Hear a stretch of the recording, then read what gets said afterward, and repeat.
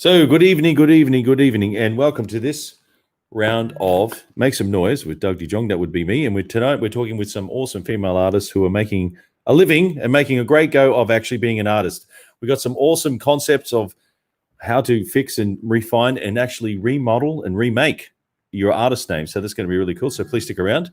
And my phone is going off. I keep telling everyone else to turn their phone down, except I forget. So please, before we actually do anything else, please like and subscribe. Hey, Licia. How you going, Licia? Please like and subscribe. All the artists that are on here. And I have a YouTube channel here somewhere. Here we go. Please subscribe today. I need a friend today. So please check that out. And thank you for supporting all these chats with the artists in house. So let's bring all the ladies in. Here we go. And Tara, good morning or good evening, I should say. Good evening. How you going? Hello. Oh, hello. And India, how are you all?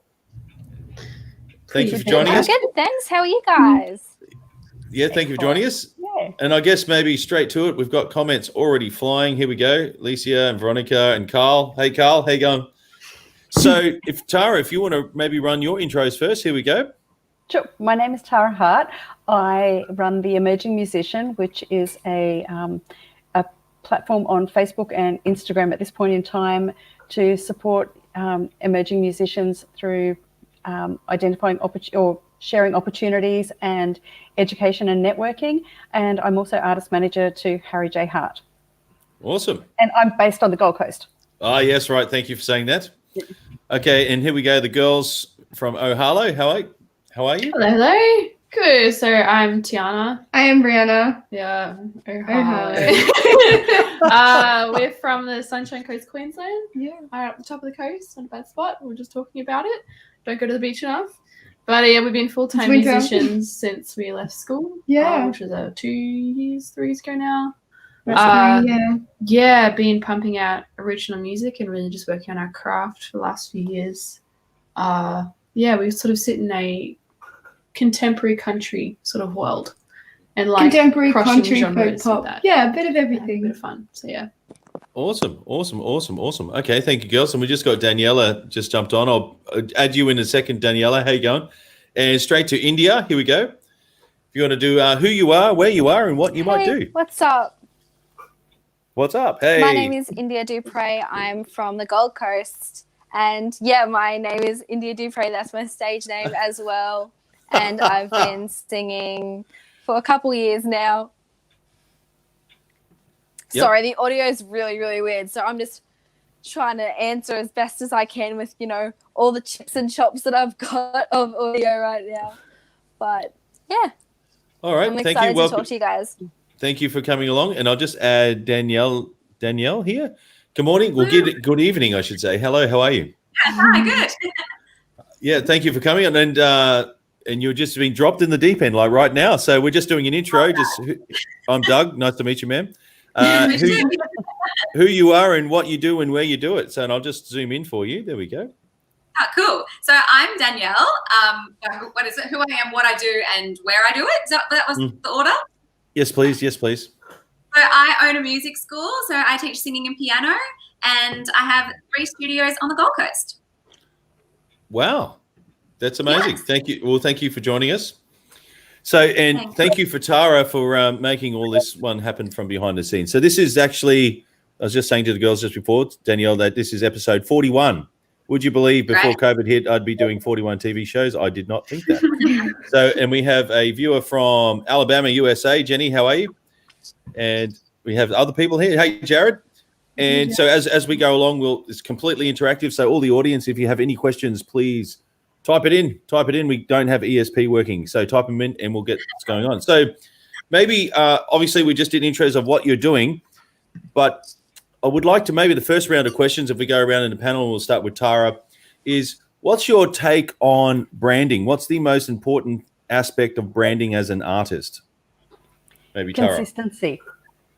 Consistency, understanding what it is that you want your brand to look like. Brainstorm it, map it all out, and define what it is that you want to be projecting to your audience. And if you understand what it is that you're wanting to deliver to your audience as a brand and an image, then when you make decisions about whether to post something or whether to release something, you can do it as a holistic, okay, this is a part of a story and your brand is your story. Right. That's good. Very, very well said. And hello, girls. So it's Tay and Bree. Tea and Brie. T and Bree. One job. Sorry. You're right. T, Where are Tea. those Give me where a are those B. good pens from the other day? We Oh, play. yeah, right. I'll write it down.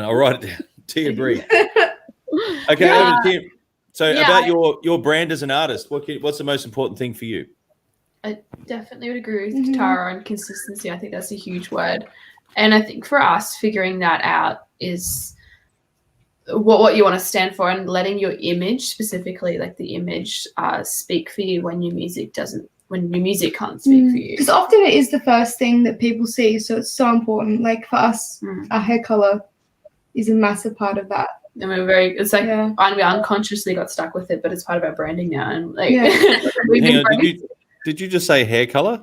Yeah, it's a little You might not be able to see unnatural. it. Spent too much time in the pool. Hang on, let me zoom in on the hair color. Check that hair color out. Oh wow, There you go, fresh. I'm feeling so left out tonight with my haircut. It's definitely become a very strong part of our brand. Like we just did it for fun one time, and then it was sort of like, oh, they're the girls with the coloured hair, and it really became a focal point for us, especially in the country music world where we play. It's not very normal, I guess. Yeah, it definitely made us stand out a bit. So it was consistent for us and we became very just known for it. So I think that was a huge part of that. And for us, that's standing out a bit. Yeah. Wow. Well, welcome. You've made me feel insecure now about my hair color, so I'm going to have to probably buy a wig or something. And we have Jared. Hello. What's one of the highlights from your career? Oh, we'll get to that. Thank you. I'll come back to that question, Jared.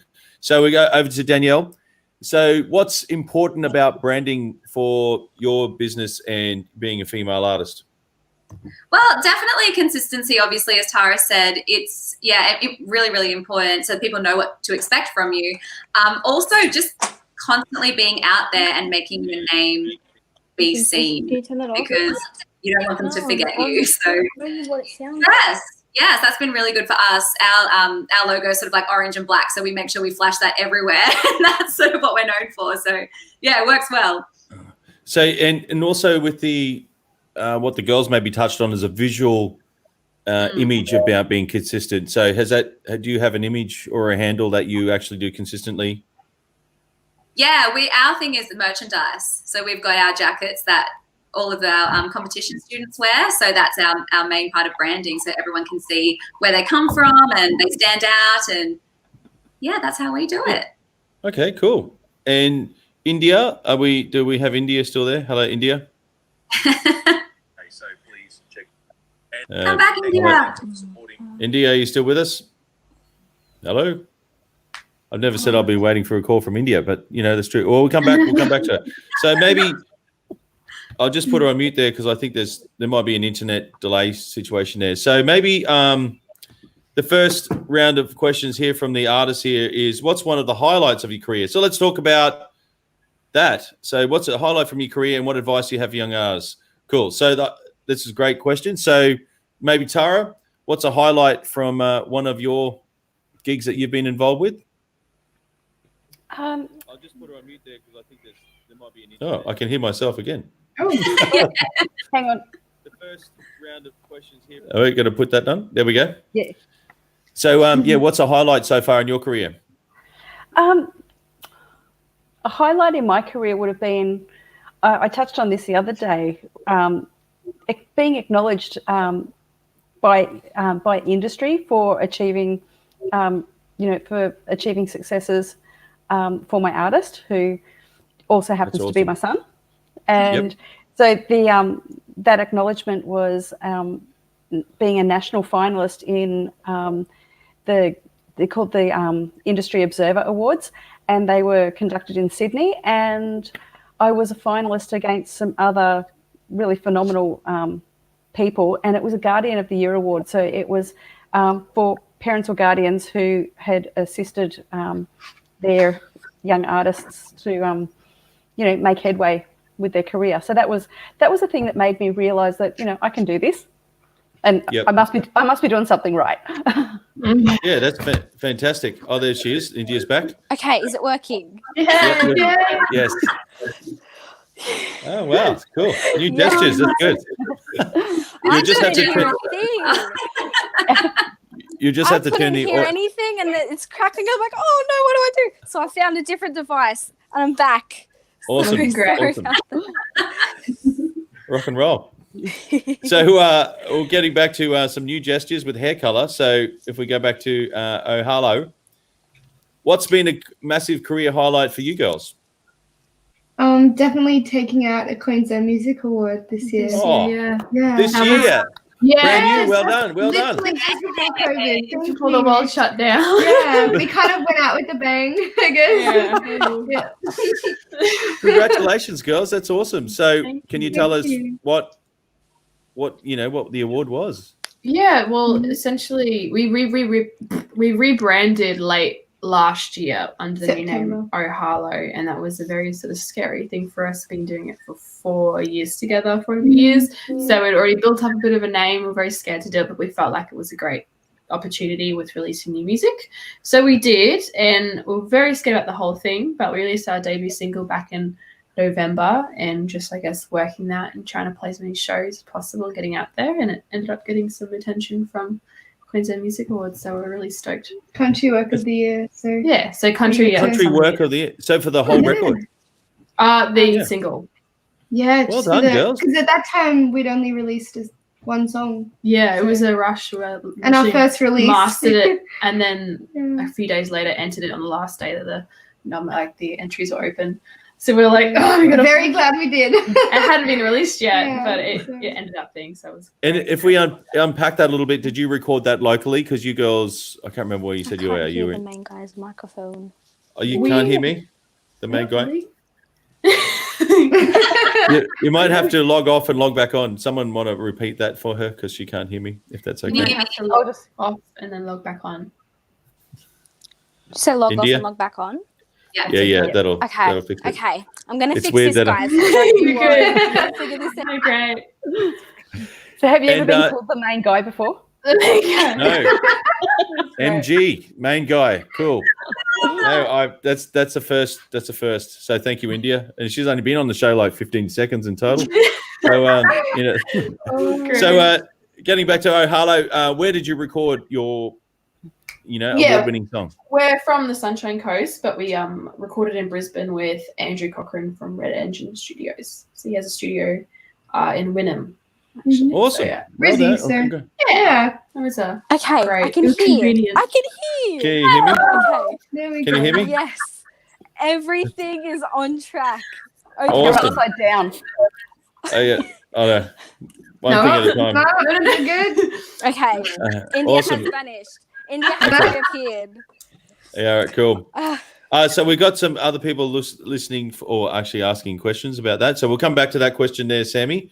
So India, you should look like you're a yoga teacher actually, because you've got so many awesome gestures there. But going to Danielle, what's been a career highlight so far, Danielle? Definitely our Nashville trip last year. That was so much fun, and it was just inspiring being around so many musicians and passionate people, and just a completely different, I don't know, it was just a different vibe. Actually, India is one of my students, and she came on the trip with us. yes, So- it was Wow. amazing. Beautiful. Yeah. So yeah, it was just different, and it was so exciting to be able to offer that to our students and do something different. So yeah, definitely a big highlight for me. That's awesome. That's awesome. Okay, and India, what was your highlight, or what is your highlight so far? What have you? Any awards that you've won? Any accolades? I've got to meet some pretty amazing people. I think I've done a lot of competitions, but I haven't really released too many songs as of this time. So I haven't really gone into the whole award side of things. But I guess a career highlight was meeting Katy Perry. And like Danielle mentioned, the Nashville trip was amazing. It was a really, really cool time. And what did you do at the Nashville trip? So we got to record in Blackbird Studios, and Yeah, it was beautiful. It was such a beautiful place that everyone was very welcoming. I mean, it was snowing while we were there, so I saw snow for the first time. So yeah, it was really, really amazing. And we did a couple workshops and just sort of saw what Nashville was really about. Yeah, Did a bit of wow. art development and yeah. Mm-hmm. That's Yeah, awesome. it was amazing. And Blackbird Studios, do you know any records that have been done there? I mean, I know, but I'm just asking, do you? Well, know, the Eagles were there when we were there. The Eagles were there. What? That was fun. Yeah. Yeah. They were there the same day as us. We were like, oh my goodness, can we take photos? They were like, no, stay away. That's amazing. That's cool. That's fantastic. So we've got some awesome questions. So if anyone else is asking questions, please type away. So we've got a couple here about releasing EPs. So, and I know that I guess, India, you've released an EP as well, of sorts? I've released a couple songs, but I have an EP in the making at the moment. Awesome. So we have a question here about what inspires you to write. So maybe if we start with Tara, like maybe you could probably have an insight, like a bird's eye view of what is some stimulus about writing music.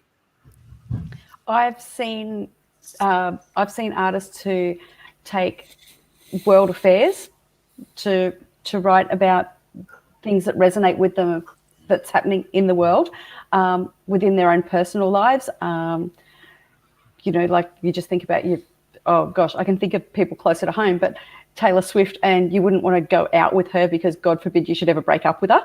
So true. Oh, sorry.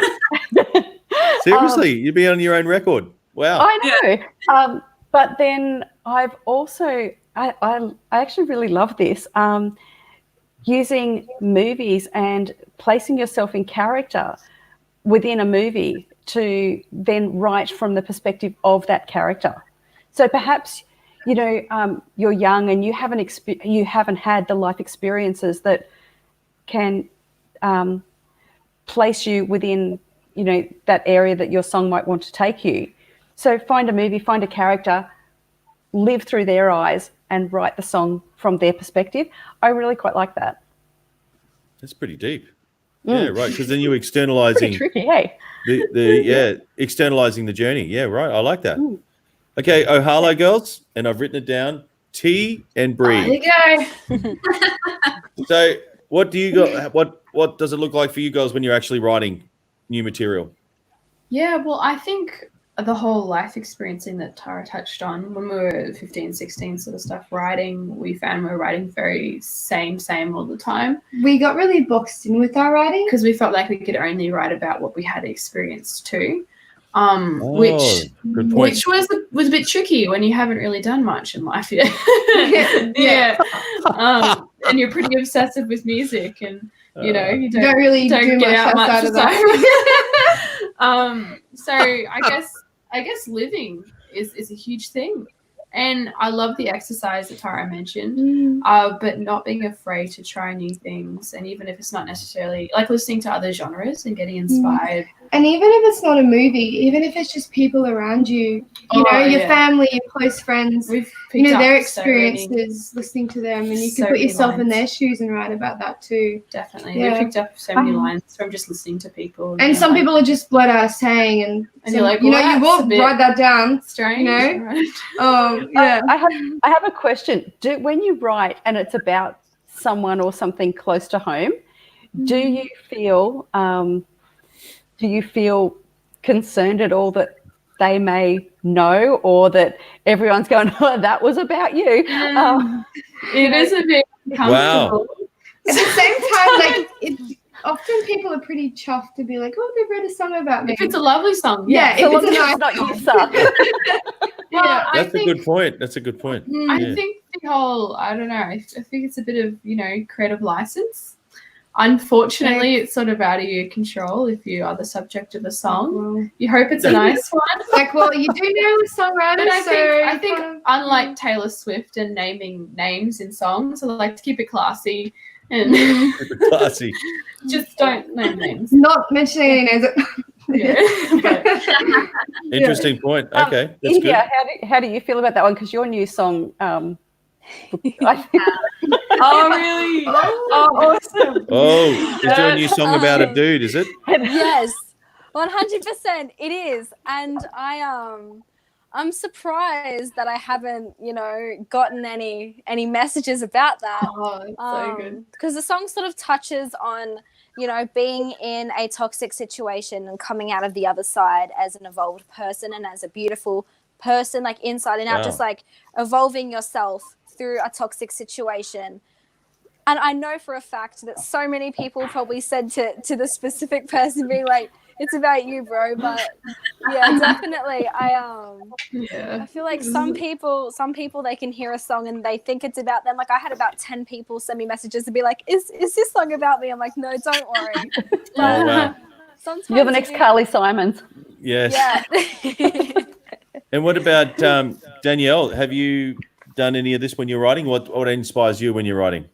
Look, I don't do much of my own stuff. Actually, I don't do any of my own stuff anymore. It's been a long while since I've been in that part of the industry, sadly. But I love watching all the stuff that our students get to write. And, I don't get really involved in the songwriting process. But, yeah, I love hearing all their stories when they come out. So, yeah, it's funny when I hear songs like, Okay. because I'm like, I wonder what that one was about. You do that, All right, don't you? But I guess you must be aware of lyric content, right? Because if you're coaching people on how to sing the song, you need to be aware of the message and, more importantly, the subliminal messages of a song to connect. The artist, whoever's performing, needs to connect with it so that, it sounds, so the artist takes them to that place. Well, that's my version of it anyway. Because if it's not sincere, I guess they'll go next, swipe up, or left or right. It's difficult sometimes with the younger ones because they want to sing all these songs that are so mature. And I'm like, oh, I don't really know how you're going to perform this convincingly. It's hard. Right. There must be something that you're doing, Danielle, that the number of artists that you've got that are working on original material would be, I could imagine, disproportionate to many singing schools. So there must be something that you're doing that's promoting songwriting and that craft beyond singing. Yeah, I guess I don't know, we always want them to be branching out and doing things. So we offer a lot of like CD recordings and songwriting sessions as part of what the studio offers every term. I think that probably encourages them to get started. And, the process is pretty straightforward now. Like, India knows you don't need a label or anything like that anymore. You can do it yourself. So we definitely encourage them to go out and just give it a go. I feel like Danielle's very amazing in that sense to where like a lot of the kids feel like, because she takes kids' voices from like, to so many different extents to where people believe that like they can really make it into something else. So I feel like that's something that, Danielle's school's very, very good at, is with giving kids the chance to really make something of themselves and not just do singing as a hobby. Although, that's what some people want to do, but for the kids that are really passionate about it and believe that they want to turn it into something bigger, our school gives a lot of the kids those opportunities to branch out and, build themselves as an artist, as well as writing and going to Big Note to do production and to have vocal recordings and everything like that. So that's something that our school's really, really good at. That's awesome.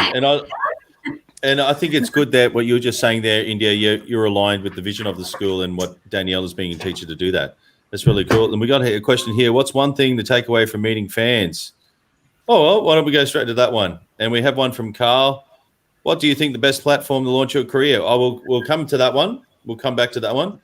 So let's do some rock and roll stories. Let's dig up the dirt. So I'm not sure how many gigs you've all done, but maybe if we do reverse order, we'll start with India. What's a really, really, besides writing a song about someone that you know, India, what's one thing you take away from meeting fans? Just and maybe a rock and roll story as well. Seeing how music can inspire different people's energies and sort of seeing how music can move and heal people in different ways. Definitely performing to people and seeing how it's affected them definitely is my passion and is the reason that I love music. And I guess I don't really have any rock and roll stories as of yet. I'm pretty tame at the moment. But Okay, well, what about an as embarrassing the years situation go on, an embarrassing situation to do with performing? Well, okay, I've definitely accidentally worn clothes that maybe I shouldn't on windy days. That's not fun. Yeah, it's not. Yeah, we've all done it. We've all done it. Yeah, me too. Me too. No. People are understanding, so it's fine. Yeah. Wow. So wardrobe malfunction. Okay, fair enough. Yeah. And what about Danielle? What's so just getting back to two-part question is what's one thing you take away from your fans, and then what's a rock and roll story that's really embarrassing and has definitely taught you a lot? I don't know. I don't really have many stories. I mean, I'm usually the background, so I witness the things that happen. Oh, okay. One you witnessed. Yeah. Oh, I don't know. I'm trying to think of like a terrible story. I don't know. I can't think of one. I mean, the girls probably have more. What about a technical fail that you've been involved with the show and something technically went wrong? Oh, there we go. What? I can't even remember anything now. What's something like really every single Estedford ever. Is there always something? I do the music now, so it's okay. Okay. Well, let's do it now then. It's making me too anxious. No, we had one concert once that we tried to do, and the whole sound system completely failed. So we couldn't put our first show on because there was no sound, and it ended up turning out that the sound guy didn't have the main volume up. Wow, Spinal Tap. Okay, cool. Do you guys know what Spinal Tap is? Does anyone know what Spinal Tap is? Is it just me? No, just you. Oh, it's a rock and roll movie. It's called Spinal Tap, and everything that goes wrong in the music business goes wrong in this movie, and you need to see this movie. True story. That sounds good. I'm going to write it down. Yeah, please. Get your pen. Yeah. So, Ohalo. So, and Carl, how you going, Carl? We'll get back to your question in a minute, Carl. So a rock and roll fails. So, you're doing your gig. And also, what inspires you from your fans? Well, I don't know if I'd say a fail, but I'd say the interviews being mic'd up and then going to the toilet and then questioning whether they turned it off. I've been curious. When we were 15 and 16, we went on X Factor, and it was a great experience. We learned so much from it. It was the first time we gotten professionally mic'd up. And you're on TV show. You have walking around with wireless packs, and just you have to wear it all day, for stuff. And you had to like tap the security guard and like, hey, can you go to the bathroom? And so they walk you to the like, is this thing off? I don't know. And they're like, no, don't worry. And I'm like, yeah, I forgot about that. Wow. Okay, that's a rock and roll story. I don't know rock and roll, but meeting people, I guess. Jared, who commented earlier, has supported us for a few years now. Jared's a legend. And I think just meeting people and hearing how our music can translate to them, and different people's perceptions of what a song might mean to us might interpretations be completely differently interpreted to somebody else, and it can help them through a hard time, or whether it just means they have a good song to dance to or something, and that is just what they need, and that's really cool. Pretty rock and roll, actually. Jared has Ohalo tattooed on him. Yep. Wow. Yeah, that first tattoo. It's not a stick-on tattoo. It's real. Legit. Yeah. Oh, this Jared here. Yeah. Jared Barton. Oh, he's got Ohalo tattoo. Yeah. Your band name is on him. Yeah, wow. Ohalo is on his forever and ever. Well, don't change your band name now. That would be Okay, so what I must say, girls, for young people in the music industry, you talk very, very maturely. It's fantastic. Wow. It's good. There you go. We'll only say that now. I might change my mind later, but it's all good. Still time. So, it's on record. Yeah. So, Tara, meeting the fans, a good story, and also like a technical fail. All right, I'll tell you a technical fail first. And the lesson here is always research your venue. This is so important. We saw... I'm sorry, I'm just waving to people. We saw an artist who came to a gig and was unaware that it was a family venue. Oh. was playing with pre-prepared tracks. And one of her songs has a C-bomb in it. Repeatedly. And Corona. There were little people, like as in, you know, like 3, 5, 8, 10-year-olds in the audience. And she's gone, I didn't realize it was this kind of venue, but I'm pre-programmed, so sorry. And did it anyway. No, that's just, sorry doesn't cut it. Wow. And Okay.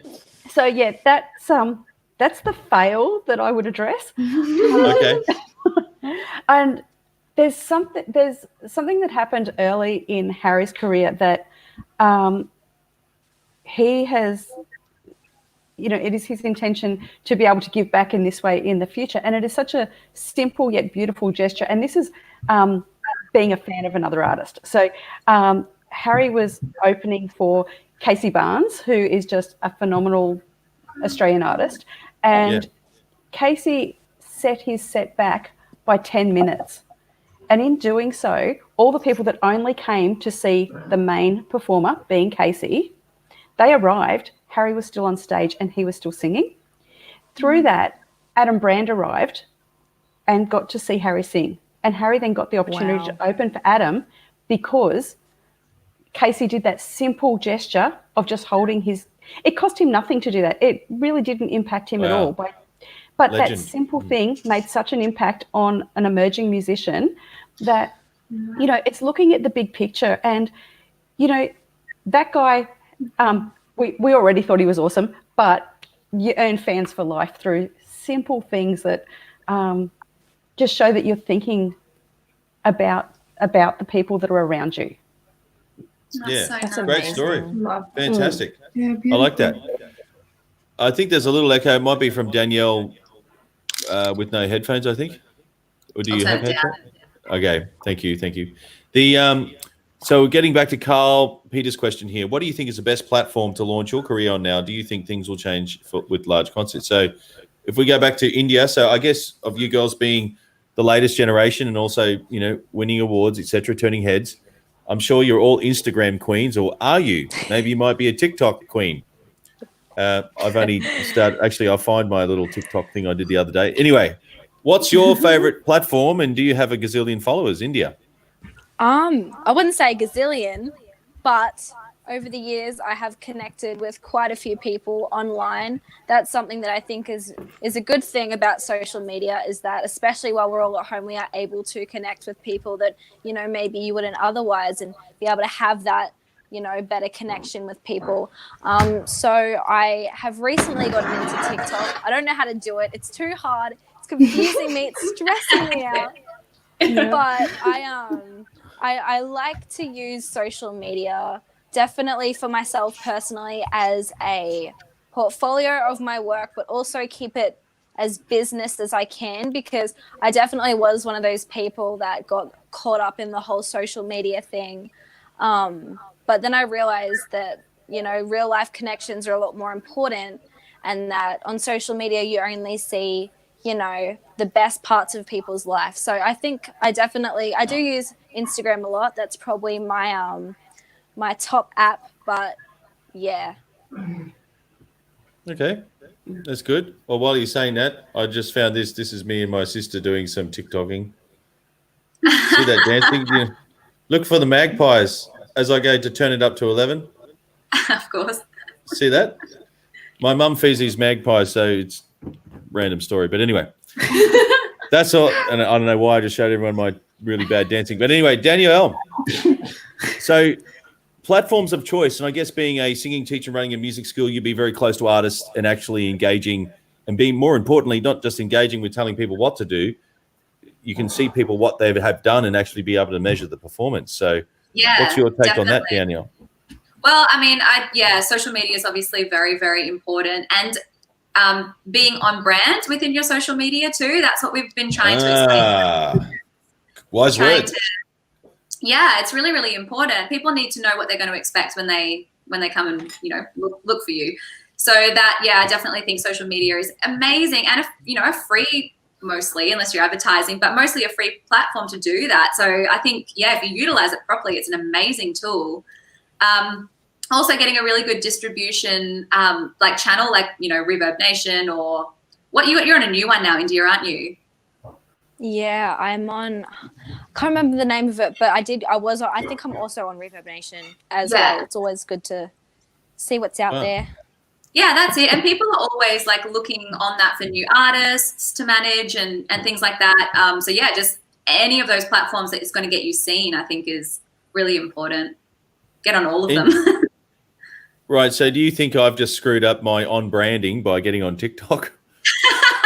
Maybe a little. No. Right.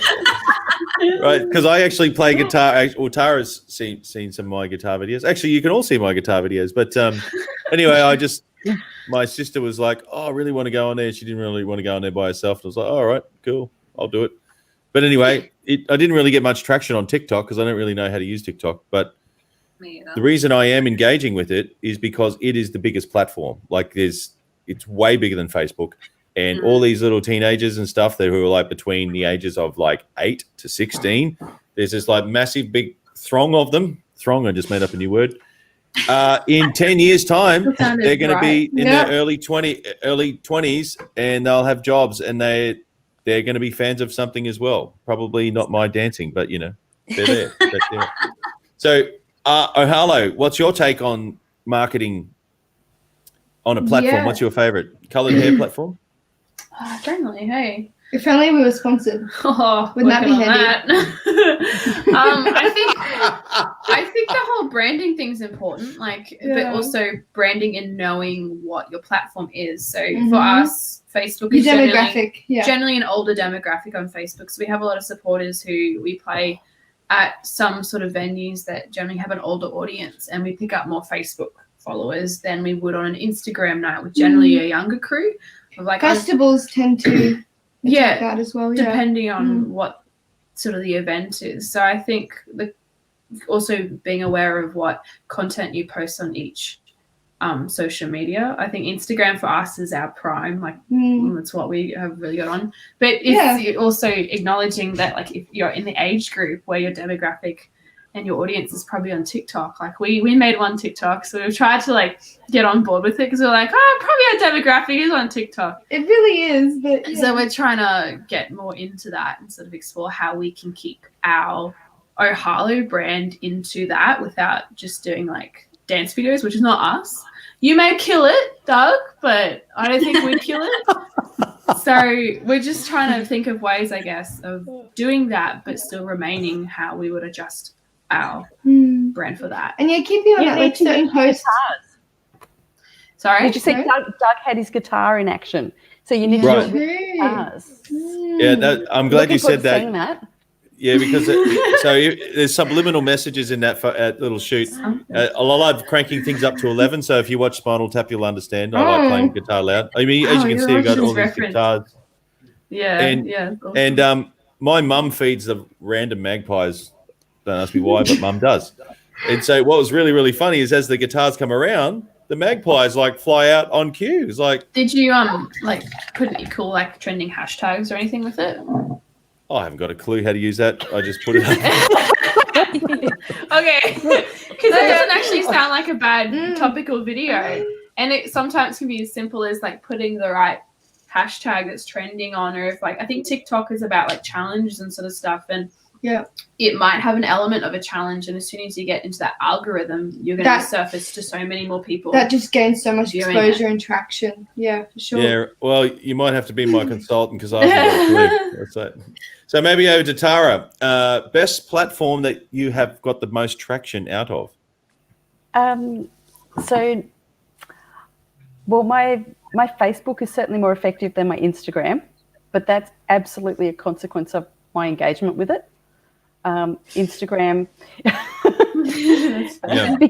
because most of what I do for the emerging musician, I do on my PC. So it means that, all the information is stored on my computer and I can put it on Facebook. On Instagram, I've got to send it to myself on my phone so that I can then download it onto my phone so that I can put it onto into Instagram. And I just go, oh, stuff that, leave it. And I just don't. So,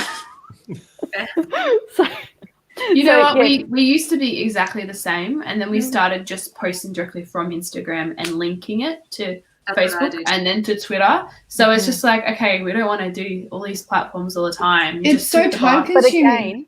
But again, to do that, you need it on your phone so that you can put it onto Insta. Right. Although I am looking at Planoly, because with Planoly I can put it on my PC. I can preload all of my posts. You can also look at your aesthetic and if it's particularly for an artist, you can look at the visual and see if it's vibing with the way.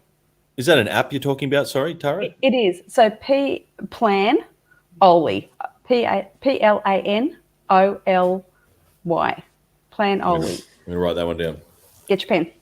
Pen and paper. Ollie. And you can. I learned a lot of stuff. It's good. You can put your posts up. You can shuffle them around and see if particularly if you're after, a visual aesthetic. For my emerging musician, it's more about an information content focus rather than a visual focus. So that stuff's not important, but being able to do it on my PC and then just go, or schedule it so that it can post at times when, if you're using your data and you know when your audience is active, posting at the right time. And that right time might be when you're in bed. It might be when, you're at work. There might be other stuff going on. You might just not want to have to be trying to remember that, 4 o'clock is the best time for me to post. So using something like, whether it's Hootsuite, Planoly, any of those kind of programs allows you to essentially outsource it to the app. But it costs money, right? It costs money to manage it, right? They do. With Planoly, you can do it with still photos and to a limited but still functional level for free. But as a music artist, or I guess for a lot of people, video content is so integral to the algorithm now within a lot of the socials. But to use the video uploading option, you do have to pay the premium service. That's really, really interesting. And India, have you checked the stats on your social media marketing? Yeah, I think that that's really, really important. As Tara mentioned, a lot of the time, like, I use the same app that she's talking about, and it's really helpful. But with my management, we definitely do try and look at stats as much as possible.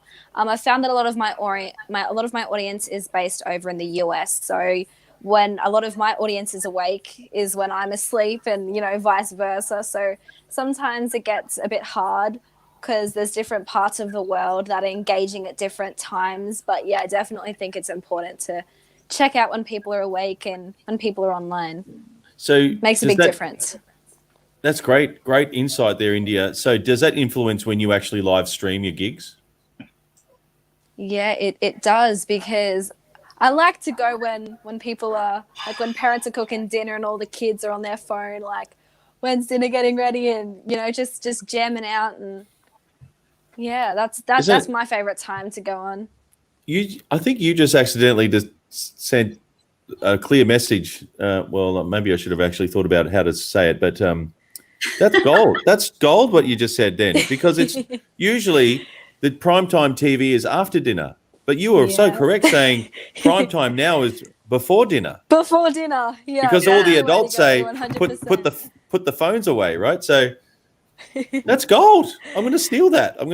Yeah, that's good. So Danielle, so with your guruness, as I said before, what's your take on looking at stats, and with that information, how do you apply the information you learn from stats? I'm going to be a bit taboo here. I get someone to do it for me. It took me a really long time to learn how to delegate. So I am quite proud that I have delegated marketing to someone who actually understands all of that. Well done. I've got this girl who she just sends me a whole rundown of what it's looking like and where we're doing well, where we need to improve, and then I just can stay out of it then because she's much more professional than I am. Okay, that's good. So you just said a couple of really interesting things there.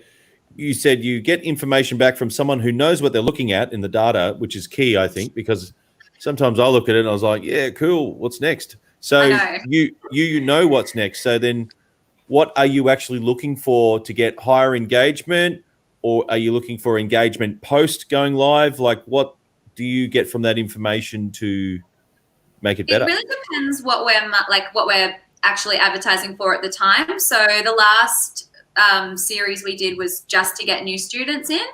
So she would just see which of the keywords were most popular and what people were actually searching through Google. And she worked out what the best options were going to be for us, and we did that. It was really easy. Well, it is when someone else does it. Exactly. Very good, very good. Okay, Harlow, from actually, just repeating the question, studying the stats, how does that influence what you do? Definitely down from posting time to like the time of day we post to what kind of content we post. Well, some stuff we'll love and we're like, oh, we put it out and we're like, oh, we worked really hard on this. And we're like, oh, that did not well. We always know that certain photos will always do better, like selfies and things like that. Where our faces are actually visible. When you don't want to show your face, sometimes you're like, oh, this will do. And you're like, no, it doesn't really do well. But just different. I guess, but at the same time, Instagram is very different from Facebook. Often we'll get a lot of interaction with on Facebook. It'll be less professional sort of photos. And I feel like there was a big surgence where, quality was really high and it was really great for aesthetic, but at the same time the interaction level goes down heaps because people also just want that authenticness, especially on Facebook, definitely, and to feel like they get to see other parts of the artist, like not just like the business side and like the profile that you put up. Often the more chill, relaxed photos will do really well on Facebook and then they won't do so well on Instagram, where a professional shot on Instagram will just get so many likes. This is a conversation I've had with India in the past, is that for India, she finds there was a good mix. This was a while ago, so it may have changed. A good mix of still and video images was really effective. But for Harry, now whether it's because he's a guy, I don't know, but stills are almost a waste of a post. He needs them all to be videos, but again, his stuff is about his guitar and he's playing a lot. But then for all of you as artists, that's your playing is a part. So for T and Bree, do you find that mix of video? Have you noticed in still shots? Yeah. See, it's funny because we used to post a lot of videos, and even if it's like talking videos and sort of stuff, and they didn't do really well. We post an actual singing video, we do a cover, and if it's like a contemporary sort of cover or something that people are going to click on, we make the aesthetic look nice. We get a lot of interaction. You can either not do well or it could do really well. I think with Harry specifically though, I think it's also like you have to find your niche in the market and see where that demand is. And for us, it's like, oh, they want sort of sister harmonies singing about a topic, and we can play it up, and it's really good. And that's what we're good at, and that's what we get a lot of interaction. Like with Harry, when he plays guitar, because he shreds guitar, like at least what I see, he gets good interaction from those sort of content that he puts up. So the fact that you girls actually do so much thinking about the content you're posting just blows my mind. You're definitely on. Yeah. I wish I could have some more insight, because it's funny. I put like a shredding thing on. I was just like warming up and like, testing the stuff out. Yeah, press play, 3,000 views. Or if I do something else, actually think about. It takes a while to get grinding. But anyway, just to unpack, you said interaction. So what rates higher, interaction or post likes? What are you looking for when you're looking at your data? I mean, it depends. Usually interaction for videos, and then, algorithm-wise, it's more likely to show up on I think it people's all feed. sort of combines in with it all, like Wow. likes, comments, views, that all sort of is part of the interaction. But sometimes I can get a whole lot of comments, and by replying to the comments, it's the stuff that keeps you up in the algorithm for longer. And then, you You get gain even more. more traction, yeah. And staying on top of that stuff, like, and replying to people is really important. Sometimes we get slack with it, but I think Especially on, like, release posts and, like, major posts, yeah. Yeah, even if it's a smiley, if somebody makes a comment and you just put a smiley face, just something so that it goes from saying there's no longer 3 comments, there's now 4 comments on that post. And which looks way better. And then people also feel like they're being acknowledged, which everyone wants to do that. When you comment on your favorite artist post, or like you're a fan, you want to know a question, or you even just saying like, I love the stuff, getting an acknowledgement. Even just a like, you feel heard. Yeah. Wow. And encouraging people to give it an emoticon rather than just a thumbs up. Yeah, definitely. Because as much as I think the algorithm has moved on a little bit from that does enhance your position within the whole, algorithmic world of. It's funny how it's as well. like the rules keep changing every week. Like it's just funny.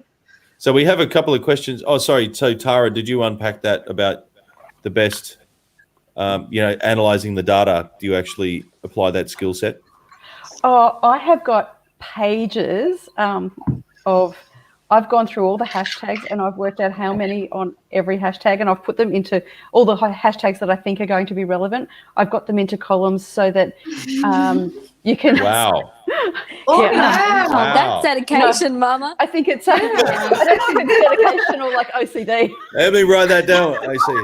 Either way, Love it. So I spreadsheet everything. My life is chaos, but I spreadsheet everything.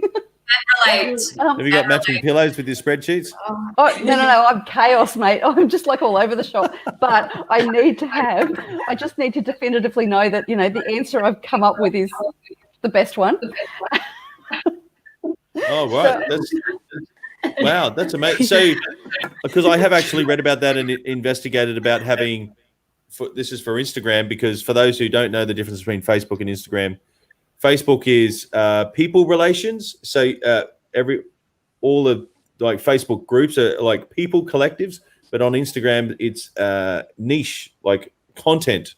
The difference is people and then content. But anyway, that's a very, very basic view anyway, because it's owned by the same company, but it actually does different drivers. And I think this is just my opinion. I think Facebook is doing well now in COVID because everyone is making it personal, so. And it's funny, like, because Marketplace sort of dived down a bit because no one's allowed to go out and eBay went up, but before, when Marketplace was released on Facebook, it was all the rage and then, it's just reacting with the space. But getting back to some questions here, we have a question from Alabama. If someone wanted to answer this question, what's the average age watching TikTok? Probably like 12. Danielle, what do you think? It's definitely not me. So I did an assignment on TikTok last year. And me too. No, just kidding. No. In a lot of countries, they have different restrictions, and 13 is supposedly their minimum. And in a lot of countries, and they were actually there was significant legal action taken against them in the US. Wow. Because they were accessed by people under the age of 13. In countries like Ireland, and I think it's in the EU in general, 16 is the limit, the lower limit for them. Wow. So it's really interesting because I think here, definitely, it is that preteen demographic. But, across the world, that is not the case. Interestingly, but is it just because of those like legal regulations? But are they actually regulated properly? Are they abided? Because I feel like the content that I still see is definitely still a younger demographic. Yeah, fully watching it. Like Facebook, isn't it 12 or 13 for Facebook? But it's supposed to be 13 on all of them, isn't it? Which is a very reasonable age. I mean, it is, but whether it's abided, Yeah. Oh wow. Yeah. Cool. Yeah. What's going on there? That was the Partridge Family. Oh, the Partridge Family. Okay, cool. Sorry. I was like, Keith Urban? What? Anyway, These girls So- probably don't even know the Partridge Family. all right, okay. Well, it looks like it right now. So, okay, we have another question here. So, is the prime time for each age range? Oh, so is there a prime time for each age range? Does it vary with lifestyles? No wonder you choose to have someone else to do it, Danielle. How expensive is marketer? That's a good question. Like, so do you, maybe if we just go around, does say India, you first, do you agree or disagree that different age groups have different timing?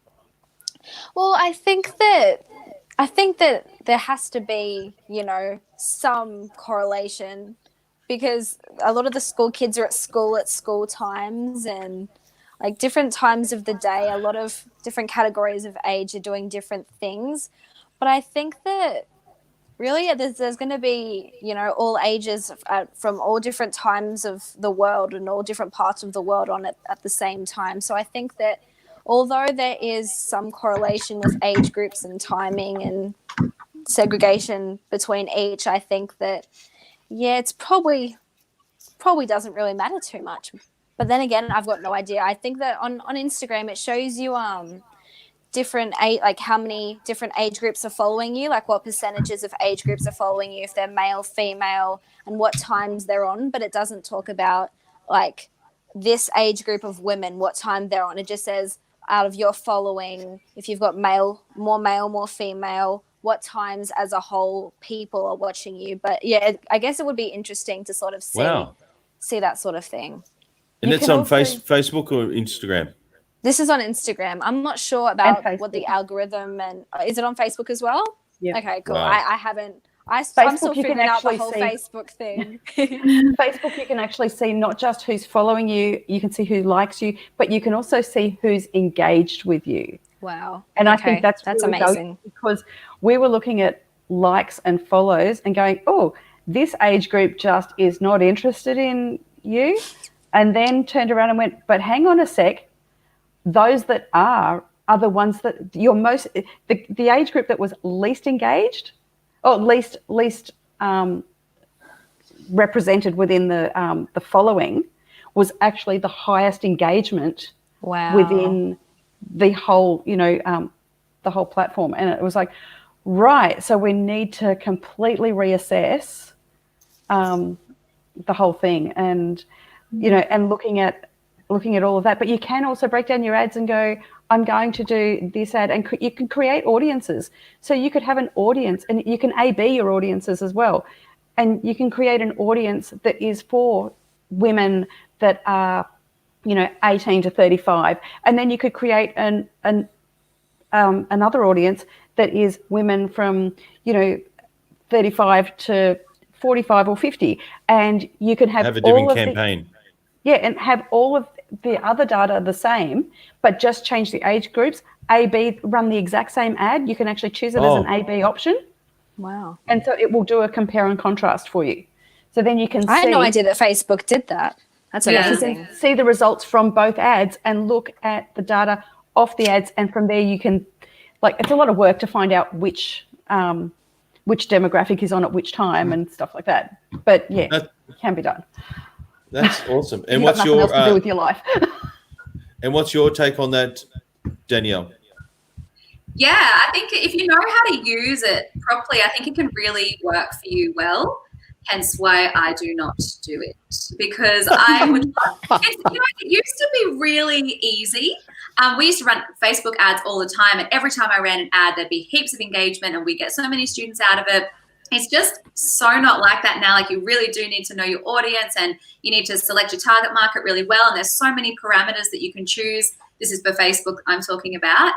And yeah, it's above me now, like beyond me. So yeah, I definitely need to outsource that so that I can get, good value for my money, really. So yeah, if you know about it, gosh, fly with it. It's a great tool. And I think that's very important. Last couple of shows I had this book on. This book, Think and Grow Rich. I'm not Great sure book. if you got. Right. So Napoleon Hill. Anyway, the point of this book is something called a mastermind. So if you think it, basically then you have to do something about it. But exactly what Tara was saying before is, and Daniela, well, but Danielle's actually exercising a mastermind, is that whatever task needs to be happening, give it to the expert to get the job done. Yeah, so I like it. Anyway, that was rather random. However, Harlow, what's your take on it?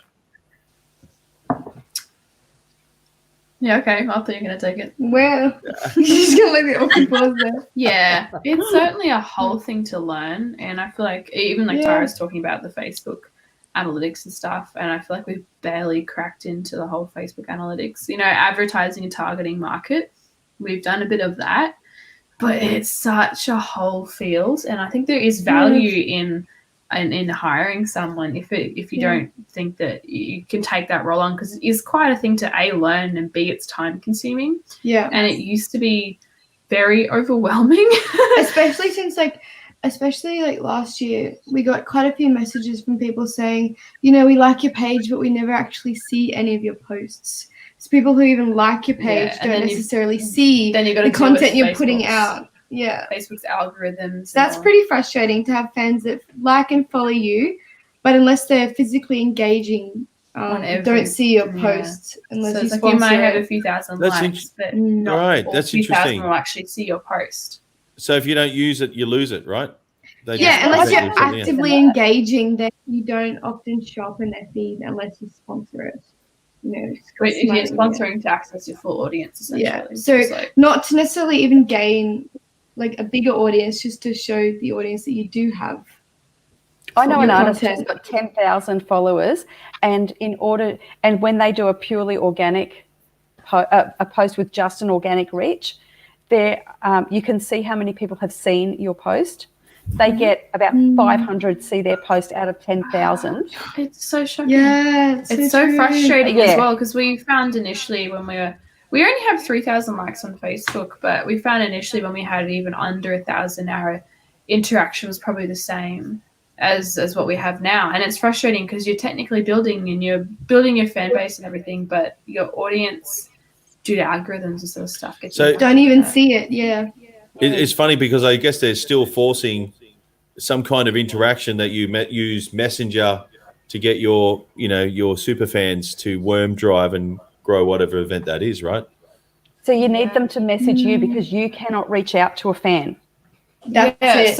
Something we've adapted is like on Instagram on stories. If you get people to react to your story or send you a message or reply, as soon as they reply, then they engage in that story, then they automatically will see your stuff because they're engaging with you. So it's making people say comments or trying to engage with people. I believe you've got to respond back to them within 24 hours to maintain that connection. Yeah, and especially within the first couple of hours, then that will kick it off too. The quicker the interaction, I didn't even know that. It's so many things. And it keeps getting more and more complicated for sure. Yeah, wow. It just keeps driving you to have to pay the money. Yeah, essentially. Right. It's all money based, You have to budget for just to use Facebook. I know some artists who will budget in their cost price of social media advertisements because that has to go towards gigs. Yeah. We went to America a few years ago and sat in on it was the CD Baby DIY Musicians Conference, and one of the marketing people that spoke there talked about and he used to be Taylor Swift's manager, and he was talking about the advertising campaigns that he uses and recommends. And it was a case of building a campaign that you can build lookalike audiences, and you can build audiences that are a consequence of a response to a previous audience. And so you can use your ads to coach through your audience to get them to be where you want and watching what you want and engaging on your terms. It was really complex and really intense.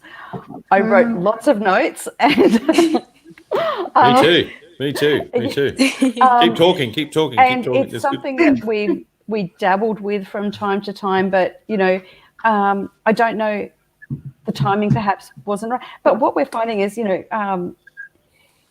one of the things he said was start your campaign strong, but then once it gains momentum, drop it back to, and he said $1 a day, but basically put it back to the minimum that they allow you to spend, because it started to do its work. It gained some momentum. Now let it just plod along, because it's now creating data to feed your second ad, which can feed your third ad, which then, and those subsequent ads are based on, if this person watched till 50% of the video, then you can feed them into the next video. And then you make your videos a little bit longer, and you entice them and teach them to watch longer videos. And it's teaching your audience how you want them to engage with your page, which was really cool. A lot of work. Yeah. Well, I guess leading into the next thing, if we just go around again a couple more times, if anyone else has got any more questions, please type them up. This is really, really cool discussion, because this is duck diving on reading analytics and actually trying to turn it into cash. So maybe India, how do you apply all the knowledge that you have? And, obviously you're making music. What's the business model to look like to turn it into some kind of income? Because at the end of the day, you can't survive on cornflakes forever if you're not buying them. So, yep. I are you think doing that merchandise as well? Sorry, I meant to put that in there too. That's all right. The hard thing about the industry that we're all in is that it's quite inconsistent sometimes. I mean, there's the 9-to-5 job, you know that you're going to get paid at the end of the week. You know what hours you have. With musicians, sometimes you can be working for 3 months and then not see anything for the next 3 months. It's really, really inconsistent, which makes things hard. But then you have to find other ways, to get money and to try and find other income. So I think having a side job definitely helps. But in the music side of things, especially in today's day and age, where with Spotify you make next to nothing with each stream, that's definitely the last place that people are going to expect to really find income, unless you've really, really gotten to the top of the charts.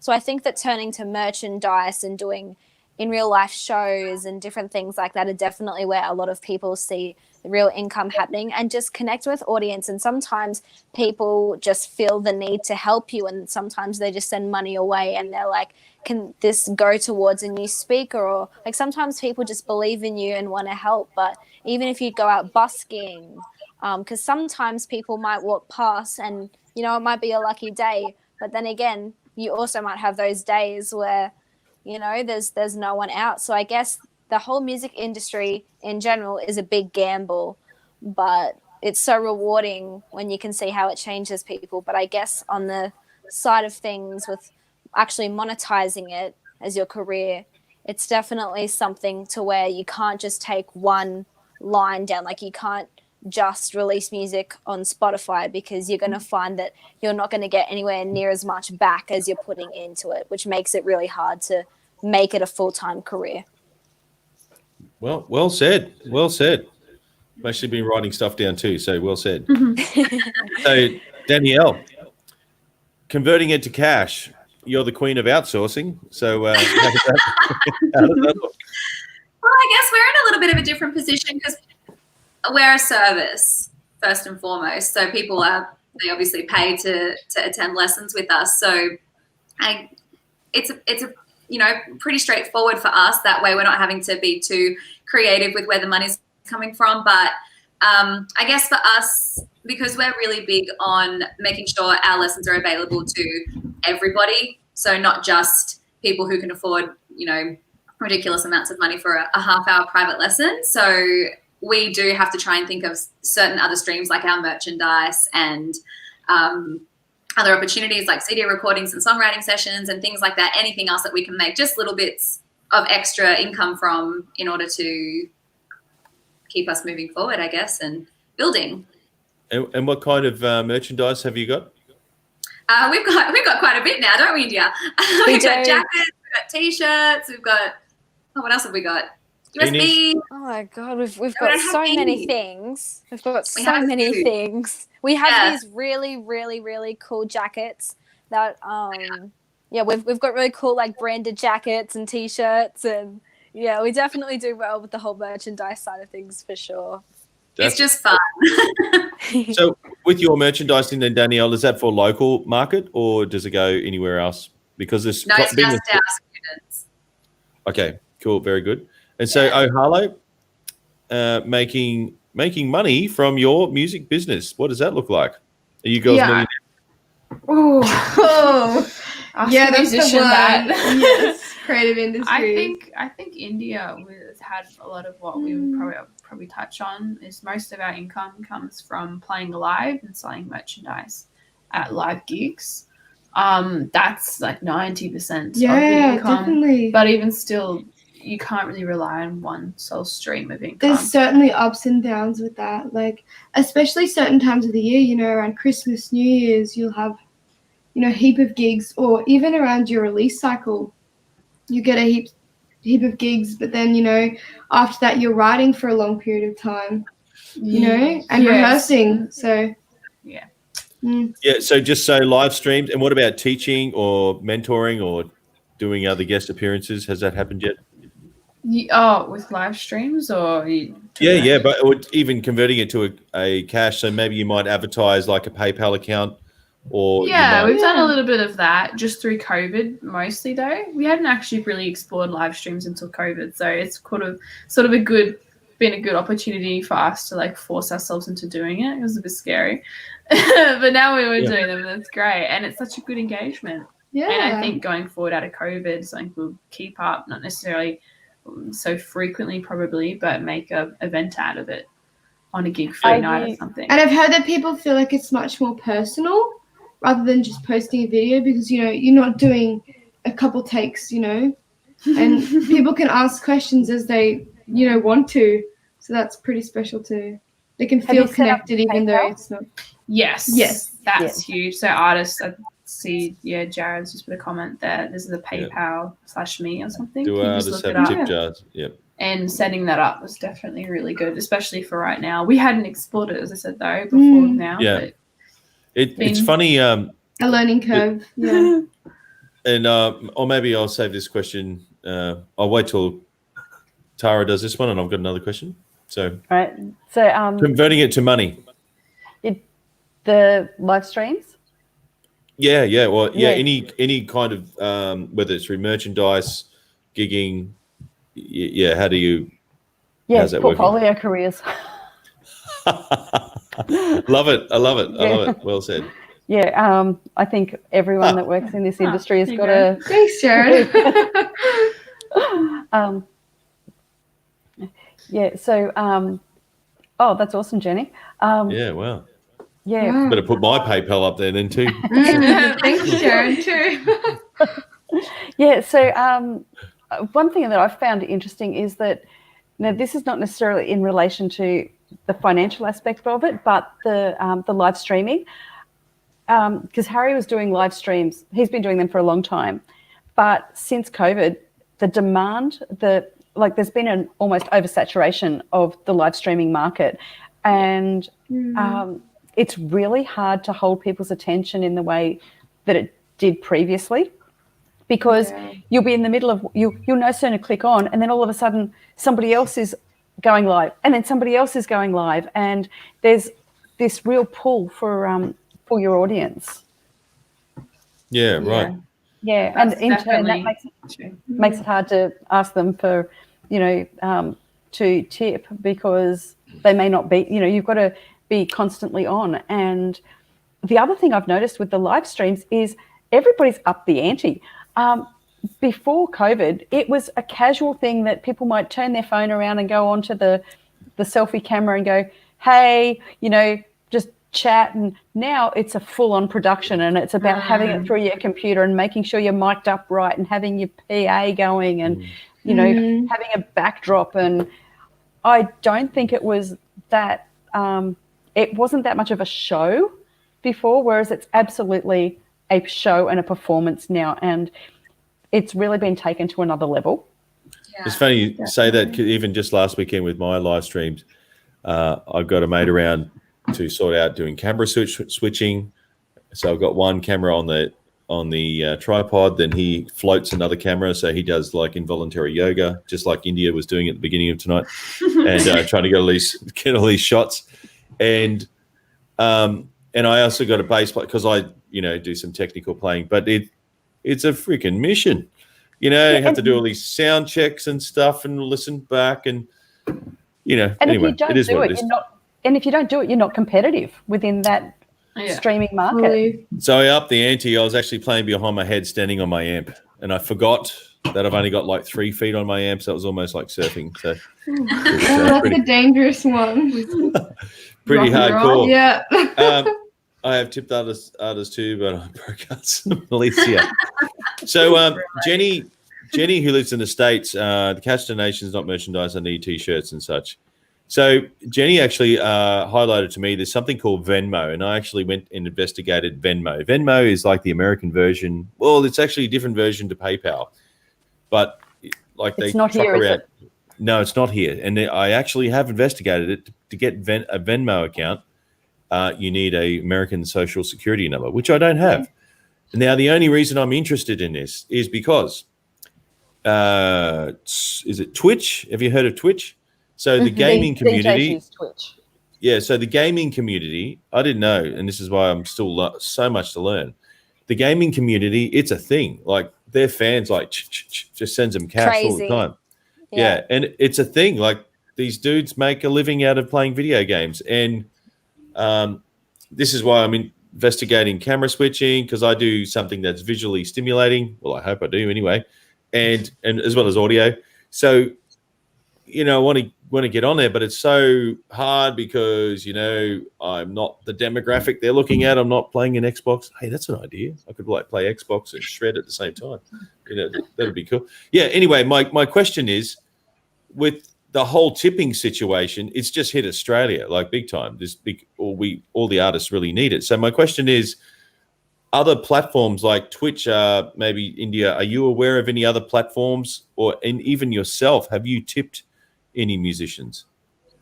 I've definitely helped musicians out via like PayPal and that sort of thing, but I haven't really delved into other places like Twitch and other live streaming platforms like that. I feel like that's only hitting Australia very, very recently because, as you mentioned before, a lot of musicians are needing it because of COVID at the moment. But it's something I definitely do need to delve into and really check out a bit more. Even for myself, I'm still setting everything up, figuring it all out. And yeah, so Twitch and other things like that I have heard of, but I haven't really delved into it myself and sort of seen what it's all about.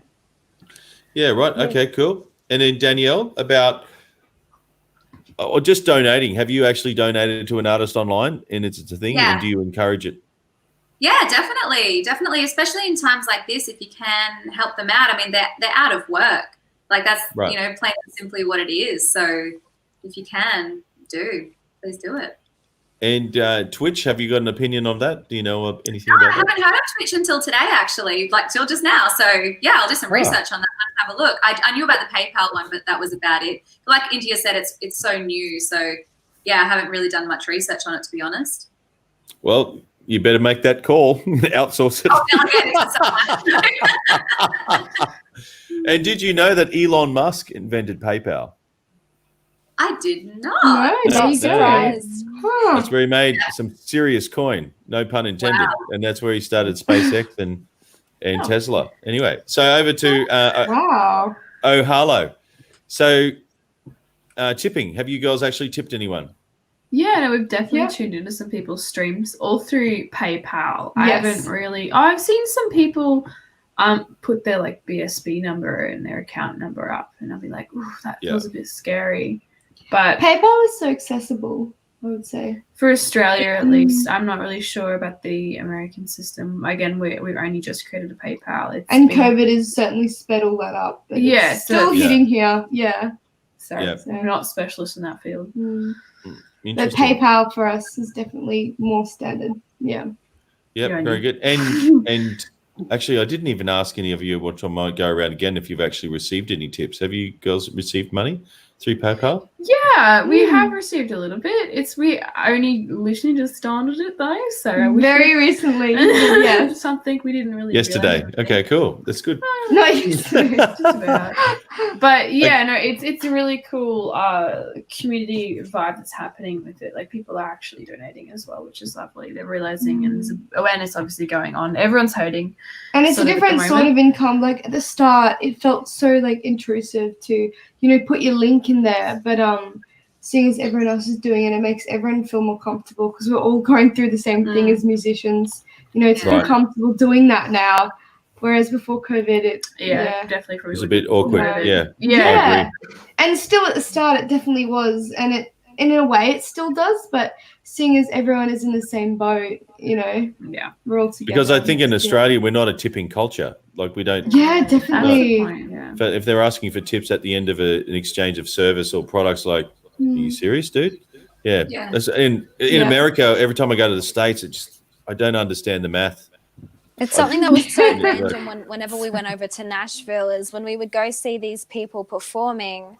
At the end of it, they would go around with a hat and everyone was putting money in the hat. And it was like, this was something that, I mean, obviously like we weren't against the idea. We just never seen it before. It was something that was very new and everyone was very open and giving. And it was great to see so much support. I just wanted to put that in. It's really, really cool. What's that? Yeah. It's really awkward when you don't have cash, though, because you want to give them something and you literally I don't have anything on me. Like, can you take card? I don't know.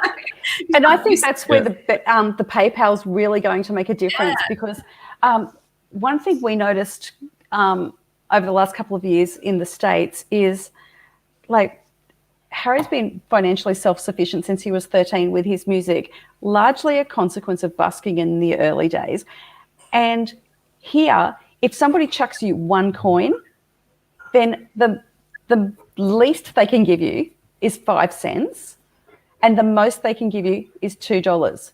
In America, the least they can give you is 1 cent and the most they can give you is 25 cents. Wow. Never thought of that. Coin. Because, they use paper money more. And so as a consequence of that, if somebody's going to pull out a note, well, then it's a different ball game. But most people chuck coins. And, I think that is something that for us, we are becoming a more cashless society. So we certainly have the benefit of when we are a cash society, our currency allows for a tipping perspective for it to be better, more rewarding. But when it changes over, and invariably it's going to because more and more places are refusing cash, I think PayPal is going to be. But remember that you can also put remember that you can get a QR code so that people can have they can just scan and take you straight to your PayPal. So if you don't have a sign that says my PayPal is, paypal.me/Harry J Hart Music, you can have a QR code that they can come up, they can take a photo of it, and all of a sudden it will direct them straight to your funding location. Where do you get a QR code from? Oh, you just generate them online on a free QR code generator. It's really easy. Google. Yeah, Google. Okay, so maybe 2 more questions and we'll call it a wrap. So did we ask them about merchandise? Merchandise. Did we do that? Oh, yes, we've already done merchandise. We did touch on that earlier, yes. Okay, so we've discussed very heavily about the business and the analytics and stuff about behind the scene, about actually making the art. So, and actually getting some revenue of sorts from different people through tipping. So maybe what's one, piece of advice? This will be the second question because I've got one more after this. What about one piece of advice inspiring, people who will want to do this, India? What's your parting advice? I feel like when a lot of people grow up, they always have really, really big dreams. And a lot of people don't really go for them and don't really, give it a chance and sort of push it on the back burner. And I think I always like to show people that what we're doing is a real job. It's it's something that's real and it's moving people and it's very current and it's amazing. And I think just give it a go. You know, if you want to try something out, you know, you might as well try it. If it's not for you, it's not for you, but at least you've given it a go. So I just say go for it. If you've got a gut feeling about something that you want to do and give a try, I think just jump in, you know, just give it a go. I love your attitude. That's really, really good. And Danielle, the outsourcing queen. What do? You say, hey, you want some inspiration? Call this number. It works sometimes, all right? Sorry, I haven't met you before. Sorry. It's fine. We're having fun.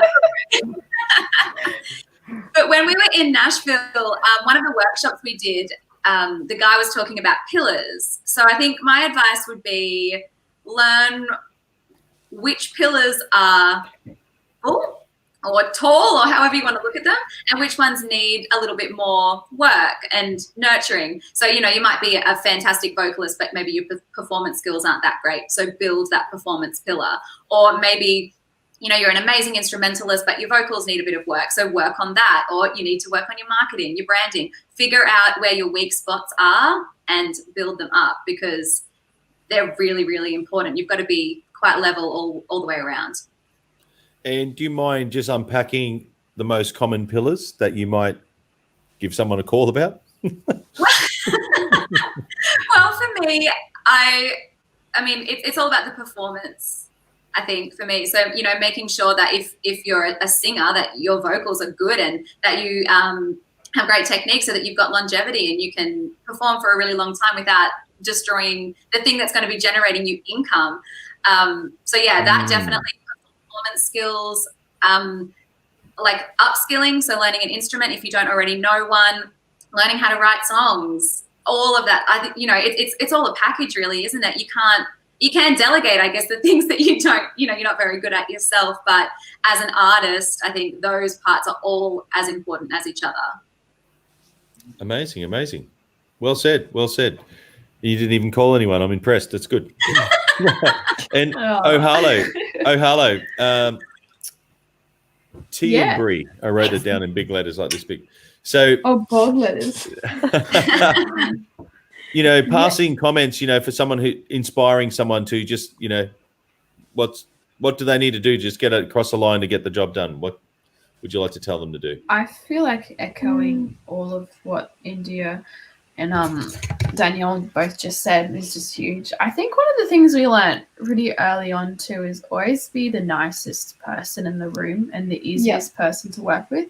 There's always going to be people more talented than you out there. There's always going to be someone better than you or further along. Or whatever. While it's important to always acknowledge where your weaknesses are and work on that, I think, you know, to a degree, there's always going to be a better singer than you. So if you can be the hardest working person in the room and the nicest person, people want to work with that person more than the... If there's 4 people in the room, you know, they'll always choose the person who's easy to work with, who's grateful for the opportunity. Who rocks up, you know, 5 minutes early. Professional, who shows up early. Things like that really make a difference. I think people often with the music industry don't treat it like it is an industry and a business. And sometimes even artists can fall into that trap. And we, you know, definitely have done that too. And you'll have your moments. You have to still remember it is your job. And you have to treat it professionally. And when you have that mindset, people also do the same thing too. So, you know, getting up at a reasonable hour, putting your practice in, you know, even studying other artists, the way that they move, the way that they perform, you know,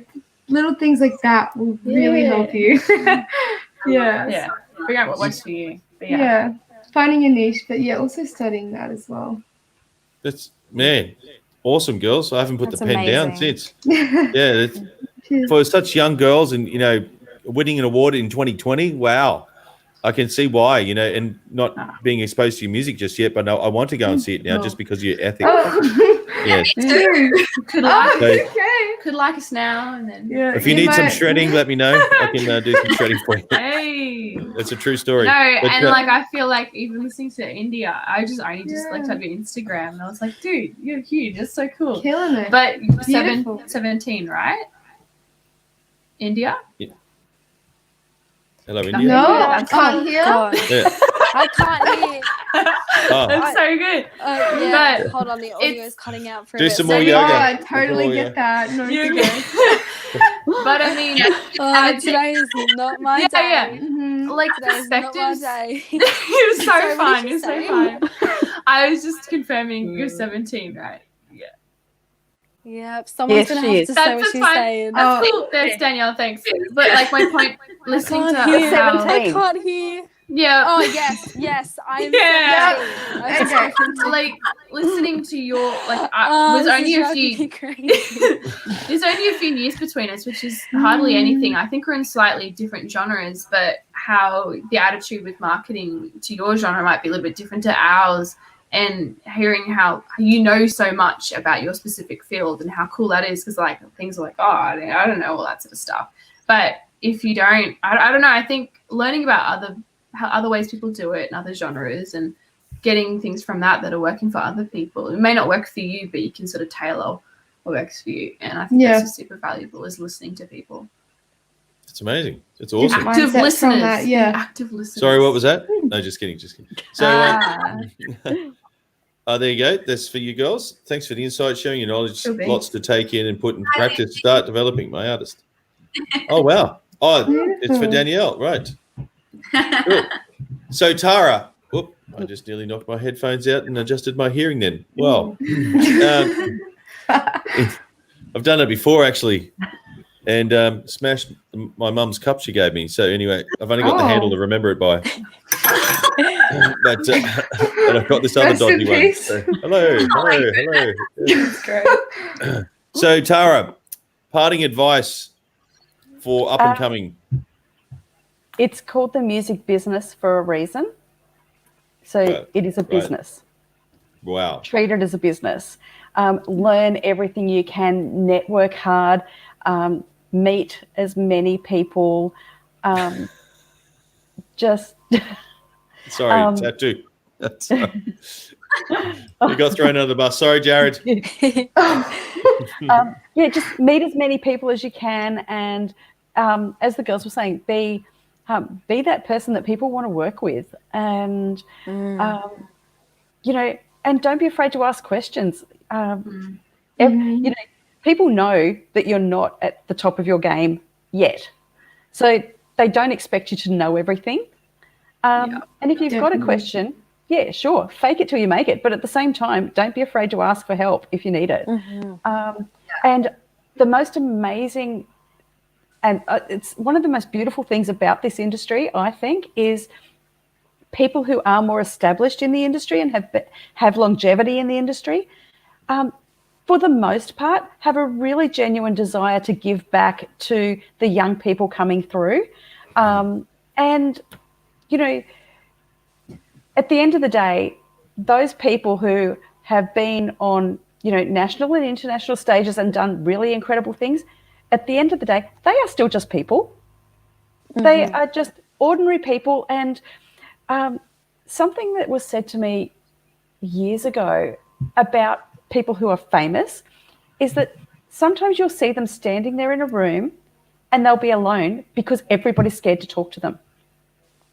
But then, you know, but because they are just people, go and do that. So if I'm at a networking event and I can identify who the speaker is, I will generally try and actively go up and welcome them and engage with them, because, you know, they may have been flown in from interstate, or, you know, they're about to do something that is more than likely confronting to them, because especially if they're a panelist or something, and they might be talking on something that, you know, just to have a little bit of reassurance, or just having somebody that's come up and gone, hey, how you going? Looking forward to hearing what you've got to say today.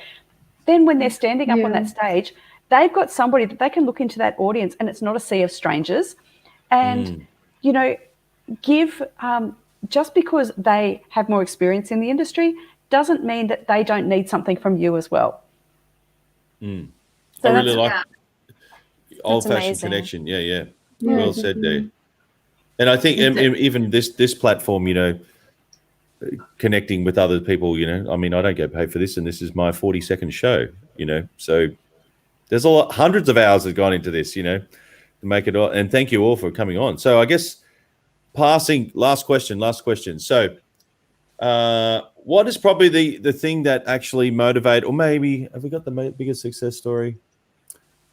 Is anyone else watching? What's the last thing you would like to ask all these artists? Maybe about more marketing. Have we got marketing there? Oh, here we go. I am from the land of Oz. Oh my God. There you go. I asked where is everyone from. So she's actually Jenny's in Alabama. So maybe what is your greatest mentor, that the biggest lessons you've learned so far? So it could be one or two people, because you all speak very, very maturely. Except for Tara. No, just kidding. Just kidding. I'm teasing. No, great insight, Tara. Great insight. But yeah, maybe the mentor, and what I'm talking about mentor is not maybe like just the singing teacher, but also learning from someone who's already in the business. Because a lot of people I've seen, because I'm a music teacher by day, a lot of people try to mimic something, but I think there's a lot to be said with a mentor. And like Tara was saying, going and meeting these people, face-to-face contact, there's a lot to be said from that actual experience. So maybe name dropping the greatest mentor that you've had for the music business, as maybe name drop everyone. Yeah. So India. So I'm going to start with my manager at the moment. His name is Nate the Great, and I've never connected with someone more in my life. He's definitely my mentor. He's my manager, of course, but I've never had such a strong connection and admiration for somebody in my life, because he just teaches me so many things. And the amazing thing about him is that he wants me to be me first, instead of conforming me to whatever is happening, in the industry, whatever's, current. He's trying to keep me grounded and keep me who I am and keep me doing music for the right reasons. So yeah, definitely my manager, Nate. He's my biggest mentor for sure. And just to tack on here, John's question here, I'd like to know everyone's goal. So what's your goal as well? May as well. My goal at the end of the day, if I have helped somebody on their journey in life, or if I've healed anyone in any way through music, then my purpose in life, is completed, because that's what I'm in this world for. So at the end of the day, if I've been able to give music and give that gift to people and give back to society in that way, then I've done my job. And that's sort of my goal every single day. So, yeah. That's awesome. Wow. Thanks. Okay. So, Danielle, 2 questions here. So, he would like to know what your goal is, and also who's your mentor? Or have you got them on speed dial? Or? I've had multiple mentors, actually. I've been really lucky. Yeah. I couldn't even name a specific person. Like, I'm thinking of all of the singing teachers I've ever had who gave me the confidence and the knowledge to do what I do now. They're all amazing, amazing women. And I had an incredible business coach last year as well, who helped me a lot with the business side of things, because I was very much just a teacher. So that was like a huge thing for me. So yeah, I'm so grateful for the time I got to spend with him.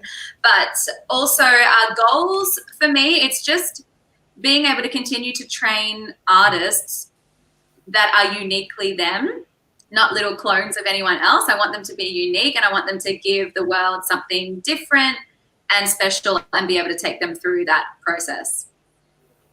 Well said. That's right. And are you allowed to name drop your business coach? Or not? Yeah, you don't have to. You can if you want. You can if you want. Peter Llewellyn-Smith. He's brilliant. Brilliant at what he does. Awesome. Fantastic. And hello. So mentors and goals. Mentors and goals. Did Danielle do goals? Oh, man. Yeah, I did goals. Oh, yeah. Beautiful. Okay. You got anything? Thank you for asking. Maybe I just missed it. I'm sorry. What are you thinking? I've got thoughts. Which one? Mentors. Definitely Andrew Wright has been a massive mentor. Daniel, we were just talking about the business side of things. We sort of had an opportunity late last year to sit down and sort of work actually a business plan out, which feels so strange as musicians. Oh, we lost India. But that was so extremely valuable Like we got so much insight out of that. Even just sitting down and looking at your core values as a business and what you want to represent, like as people and translating that into business. Translates so much. Us figuring out what we wanted to do together, like we hadn't realized we didn't necessarily do that. So it was a really valuable experience, and it sort of touches on what Tara said earlier. Hey. About like some of the best advice that we got from him that I just like was mind blown by is not acting like everything's all together, because people not acting like you know it all was the big thing. Like when you're networking, you know, you often want to present with your cards authentic. like you got you want to present yourself like, oh, I've got my stuff together, but people generally want to help you. And if you present like everything that's fine, the opportunity, you don't give them opportunity to actually help. It's like no one will help you if they think you've got everything together. Mind in that blown sense. by that, which is like crazy. But yeah, so business plan, and then just music. Honestly, we had the coolest music teacher, Jeff Waldo, old Dr. Rock. He got us started, and like we'll just forever value him and his quirky especially character. as women in the industry. Like it was pretty daunting at first. Like if you know our act, we both play instruments, we both sing, and even that in itself is different. But be encouraged to start off. That's with amazing, by the way. That's amazing. Thank you. It's definitely like a passion of ours, but like Jeff, our teacher, when we first started, it was an expectation. And it wasn't, it was just like, oh, you're perfectly capable. And I feel like I want more teachers to have that attitude. Mindset. Like, why can't you do that? Just, you know, you can shred guitar. You're just because, you know. If you want to sing and play or you want to play bass, do it. Like, and that was drums, just play the whatever. coolest thing ever. And that's so stuck with us. So when we're like meeting people and we see like a little girl playing drums, we're just like, yeah. You know, we always have to go up to them and encourage them because, you know, we got that and we know how much that meant to us. Yeah. I think that's great. The goals, I don't know, just I guess keep on sharing our stories. And connecting with people. Yeah, that's a huge part of it for us too. So yeah, wow. Yeah. And thank you for sharing. Okay, and Tara? Yep. You know what they are. You're always organised. The illusion. The illusion of organisation. So a person that I really need to acknowledge as far as a mentor in the music industry, and as much as technically is Harry's mentor, I learn so much from this man every time we engage with him, and that's Rick Price. Rick was an Australian pop star in the early 90s and is now based in LA. Oh, no, he's not. I'm sorry, Rick. Nashville.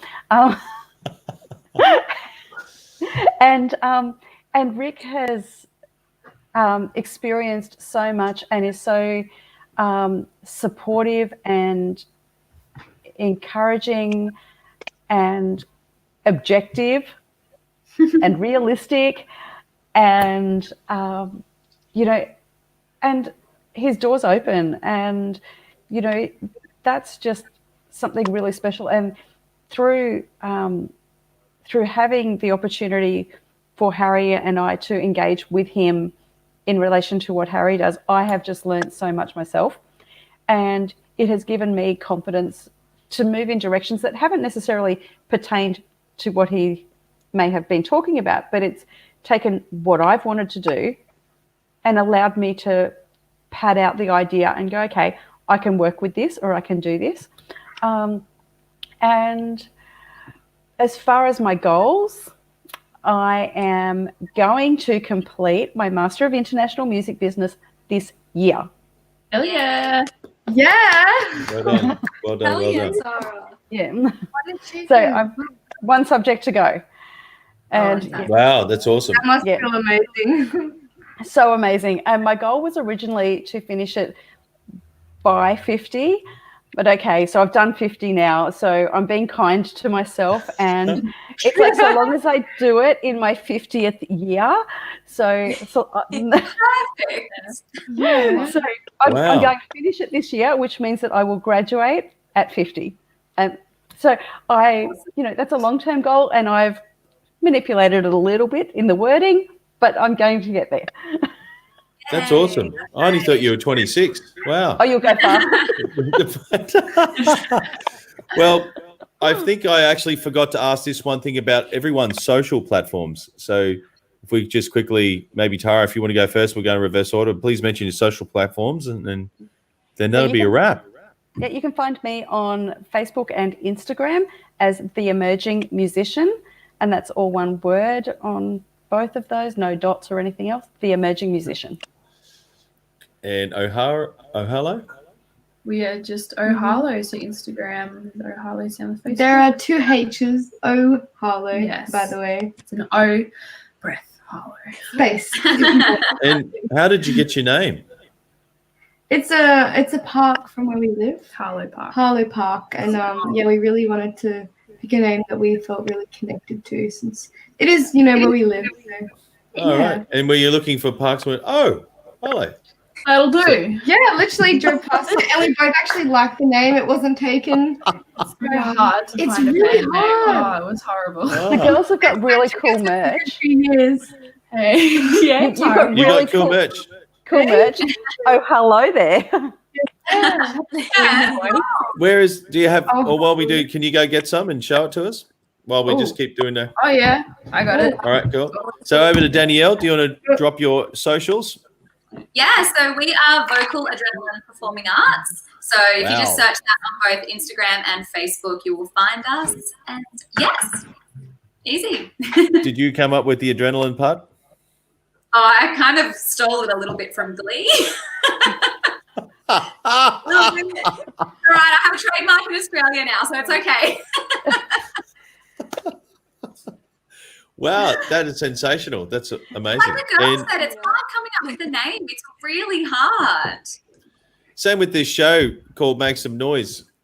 I actually have a YouTube channel, so please, everyone, subscribe to that, called Doug De Jong, and I run guitars and gears down under. But Make Some Noise is something I actually say every time I'm like soloing with other people in the band. I say, make some noise for the drummer or the bass player, sharing the spotlight, so to speak. So I was like, oh, good idea, make some noise. So yeah. So India dropping. Oh yeah, we'll do that. Okay. Oh, are we on back? Okay, I was like, oh, sorry, India.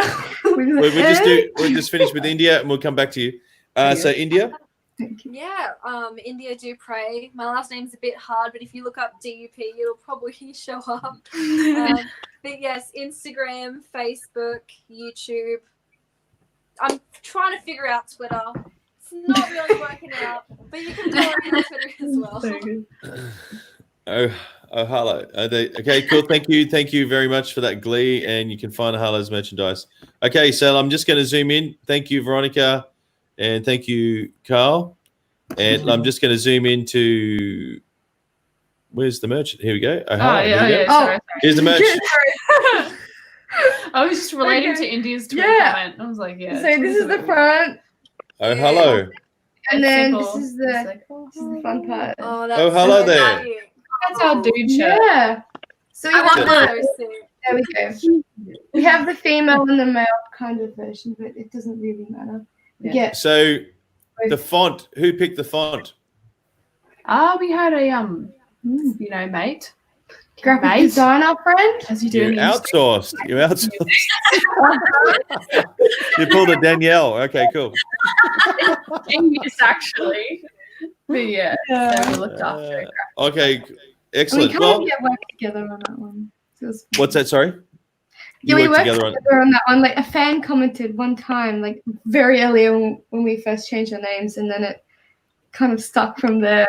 So yeah, definitely taking inspiration from comments as well really helped us develop that. Which is kind of funny. Oh, Yeah. okay, cool. Well, Can- thank you all. can I So just- please wait. Oh, does Can I anyone just have a cup? respond to that?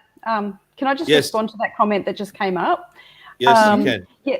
So for Harry, so his name's Harry Hart, and if you Googled Harry Hart, he comes up on about page 13 of Google because Colin Firth was Harry Hart in The Kingsman. So clearly, Harry Hart could not be his stage name. So that's why he now has the J from his middle name. So he's now Harry J. Hart as his artist name, So if you can stick to your own name, then you don't need to go registering your name and doing that whole business name stuff that the girls would obviously have gone through of late. Whereas, so we tried to find a way of just like not having to deal with that, but also addressing the fact that there was, there was just this way of that you'd never get found on Google. So now by putting the J in, he's front page of Google when you search Harry J. Hart. So good. So look at variations on your name and find other ways that perhaps you can still use your name if that is what you want to do as an artist. And potentially there's a workaround. That's why we have the It's O crazy that page just in adding front that of one us. J made such a big difference. Yeah, for sure. Sorry, Cynthia, I didn't hear you. Oh, I was just saying that it's great that just adding the J made such a big difference for you guys. Because I was wondering why Harry's name was changed to Harry J. Hart, but that makes a lot of sense. Yeah. Yeah. Should have been Harry DJ Hart. It was kind of a Where's Wally before, and you just couldn't find him. Where's Wally? Well, thank you all again. Sorry, I thought that was rather funny because I actually know Harry. So, yes, I told this story on Monday night where I was in LA. Actually, we weren't in LA. We were somewhere else. We're south of Anaheim. LA. Anaheim, that's it. Yeah. And I hired this muscle car, and I'm driving on the other side of the road. And I don't recommend if you don't practice. So the steering wheel is on the wrong side. Anyway, we're driving down the road, and I was like, yes, cool. Every time I turn left, keep wide, keep wide, keep wide, keep wide. No, it was nice and tight, and went straight onto 6 lanes of oncoming traffic. Oh, So no. it was the quickest 36-point turn I've ever done. Like, Harry's just gone, oh my God, Doug's bad. did he say that? Usually I'm called that on playing the guitar, not driving. But anyway, only in America. Yes. But please stay on the line, ladies, and thank you all very much. Please wave on the way out. Here we go. Everyone's waving. Cool. Do you want me to call someone to help you with that, Danielle? But thank you very much, and please stay on the line. And here we go. Here we go. Please stay on the line. So thank you very much for everyone that's watching, and great insight to some in-depth analysis for growing your brand, being an artist. So please like and subscribe. Actually, I should do this here, actually being influenced by everyone on board tonight. Please like and subscribe this YouTube channel. You can see my playing guitar and gear reviews, and these live streams are there too. And go and support all the artists on tonight. Go buy the T-shirts. Oh, hello there. I can't even say it now. Anyway, have a good night. See you tomorrow.